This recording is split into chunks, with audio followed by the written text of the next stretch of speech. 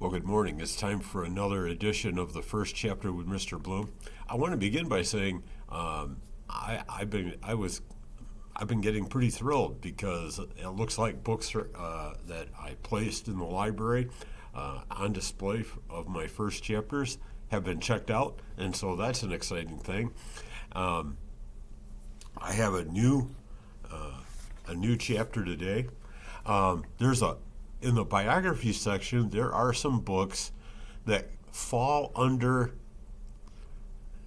a series titled Childhoods from Famous People. And you might remember one book that we did a while back, back to the day Lincoln was shot. Well, this biography is written by the same author, Beatrice Gormley.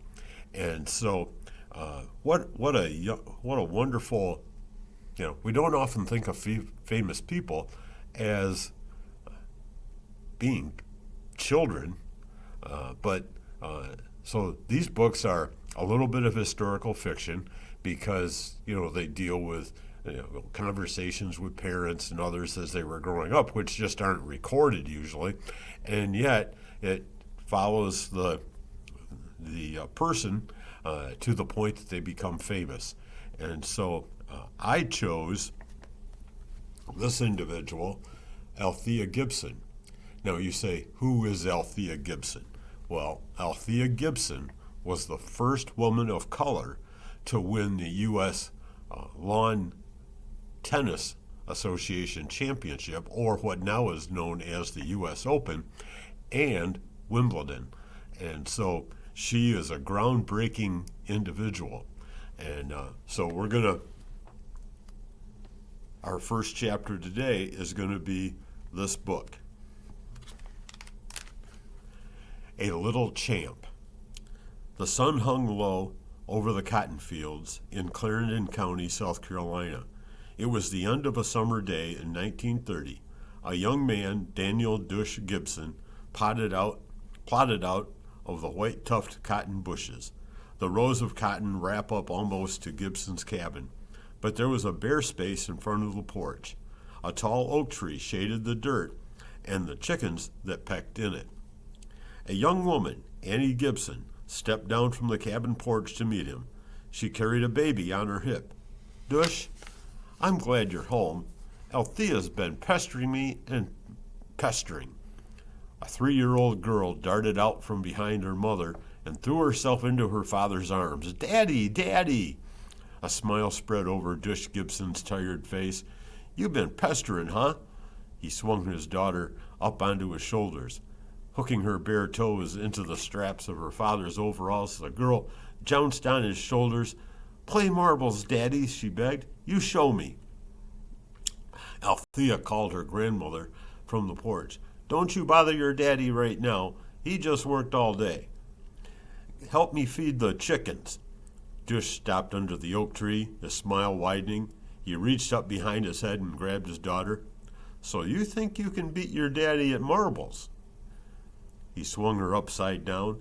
"You and who else?" Althea laughed and kicked. "Just me. I'm gonna lick you good." Her father set her down and she scampered around picking up acorns for the game. Dush Gibson took a stick and scratched a wide circle with a cross in the middle in the hard-packed dirt. A few of the chickens came closer to watch. Dush motioned Althea to put the acorns in the circle. "Now you and me each pick out one good marble, acorn, for a shooter." He showed her how to set up the rest of the acorns inside the circle. "To shoot, we got to stay outside the ring, see, and knuckle down." Althea kept her eyes on her father and did just what he did. Kneeling outside the ring, she held her shooter between her thumb and forefinger. "Now we take turns shooting acorns out of the ring like this." As the game began, cousins and uncles wandered down from the porch to watch. A short while later, Althea's grandmother, Lou Gibson, came out of the cabin with a pan of mush. The chickens ran to her, clucking. "Why, Althea," said her grandmother, "look at you playing good as the big kids. she whispered to her son. "Dush, honey, you ought to let that child win. She's trying so hard." "Let her win?" Not taking his eyes off the game. Dush shot a cluster of 3 acorns out of the circle. "No, ma'am. She wouldn't learn nothing if I were to let her win." He scooped the 3 acorns into his pile, aimed again, and shot the last one out. "Game's over. I won."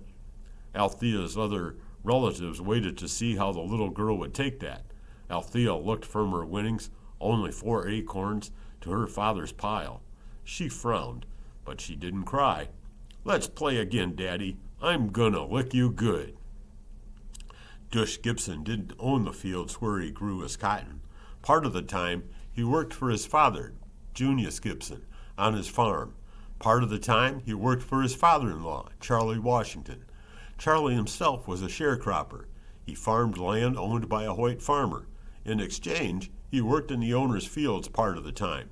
Usually, the Gibsons could sell the cotton they grew and earn enough money to live on. But the last few years had been hard times. One day after the cotton harvest in 1930, Dush Gibson hitched the mule to the wagon. He took his share of the cotton to town, a little town called Silver, to sell it. He came back singing, "No use talking any man's beat, with 11-cent cotton and 40-cent meat." "You got 11 cents a pound for that cotton?" called Annie Gibson, hopefully from the porch. Swinging down from the wagon, Dush gave a short laugh. "I wasn't hardly thinking about what I was singing. No, ma'am, I didn't get no 11 cents a pound. They going to have to change that song to 5-cent cotton." Annie came down from the porch with Althea tagging behind. "Oh my, only 5 cents a pound, and we didn't get but a bale and a half. What with bad weather?" She followed her husband to the pump near the cowshed. "Third year in a row of bad weather," said Dush. He took off his straw hat while his wife pumped the pump handle. He bent down and let the water run over his head. Then Dush pumped more water into the trough for the mule. "Well, look at it this way," he said. "I could be out of work like lots of folks." "Yeah, you sure got work," said Annie. "You just ain't getting any money for working." "Another good thing," Dush went on, "in town, at your daddy's store, they sayin' the bank in Manning went bust." "How do you figure that's good?" "The bank went bust," demanded Annie. "Why, it's good because we ain't got no money in the bank." Dush started to laugh. Althea, looking up at her father, giggled. Annie chuckled too. There ain't nothing to laugh at," she said, but all 3 of them laughed and laughed. A few weeks later, no one was laughing. Althea's Aunt Blanche, one of Anne's sisters, had just died. Another sister, Aunt Sally Washington, came from New York City for the funeral. After the burial, the adults stood around looking strange in their best clothes. Althea and her baby sister Millie were scrubbed and dressed up too, and so were all the cousins. Althea's hair was braided so hard that it hurt her scalp. Aunt Sally's clothes were much finer than the other ladies. Dush Gibson told her, "You've got a nice sleek look to you, Miss Sally." "I can't complain," Aunt Sally agreed. She had a good business selling whiskey from her apartment. Under Prohibition, it was against the law to sell liquor in stores or bars. It was against the law to sell liquor from your home, too, but it was harder for the police to stop that. Aunt Sally turned to Annie Gibson. "Sis, you and Dush better think about what I said. Come to New York." "I don't know," said Annie slowly. "We've always lived in Clarendon County. At least here in Silver, you got a roof over our heads." "But it's not our roof," Dush reminded her. "We don't own a darn thing. What if the crops fail next year, too?" "Come to New York," Aunt Sally urged. "You all can stay with me till you get settled." In the end, the Gibsons decided to leave Silver and move to New York City. First, Aunt Sally would take Althea back with her. Then Dush Gibson would make the long train trip from South Carolina to New York. Later, Annie Gibson would follow with little Millie. Aunt Sally's home in New York City was as big as Junius Gibson's cabin in Silver, South Carolina. But Aunt Sally's was only one apartment in a big building full of apartments. Lots of other people lived in the building too. When Althea stuck her head out Aunt Sally's window, she didn't see any rows and rows of cotton bushes. Instead, she saw rows and rows of buildings along a paved street, not a dirt road. She didn't hear the chirping crickets, trilling mockingbirds of South Carolina, but the roar and rumble of cars. Instead of magnolia blossoms, she smelled the car exhaust. Aunt Sally's kitchen had plenty of food, and Althea could eat all she wanted. Every night when they got up from the dinner table, there was food left over. Not just corn mush and boiled greens either. Aunt Sally could have pork chops or fried chicken every night of the week if she wanted. And the people, back on the farm, Althea was used to seeing nobody but Gibsons and Washingtons for days on end. But New York City was full of strangers. It seemed that half of them came to Aunt Sally's apartment to buy whiskey. Lots of family folks came by Aunt Sally's too. Sometimes one of the uncles would take Althea along on errands. One of the first days, Althea walked along West 145th Street, holding her Uncle Junie's hand. He had to pull her along to keep going. Her head swiveled back and forth, trying to see everything. A steady stream of people flowed along the sidewalk. Men dressed in business suits, policemen with nightsticks and blue uniforms, workmen pushing hand carts. Here was a lady, dressed so fine, finer than Sunday best, leading a fluffy little dog on a red leash. There was another lady up on a rooftop, hanging laundry on a clothesline. Around the corner from Aunt Sally's building, Althea spotted a group of boys kneeling on the sidewalk. They drew a circle with chalk, put colored glass balls inside it. Althea tugged her uncle's hand. "Look what those boys doing, Uncle Junie. They's playing marbles, only with a bunch of pretty little balls." Her uncle glanced. "Why, what do you think they play marbles with?" "Acorns," answered Althea slowly. She was afraid Uncle Junie was going to laugh at her. It seemed everything was different in New York, even marbles. Uncle Junie did laugh, but then he pointed to a store up the street. "Say, there's a 5 and dime. How'd you like to play with your own red marbles?"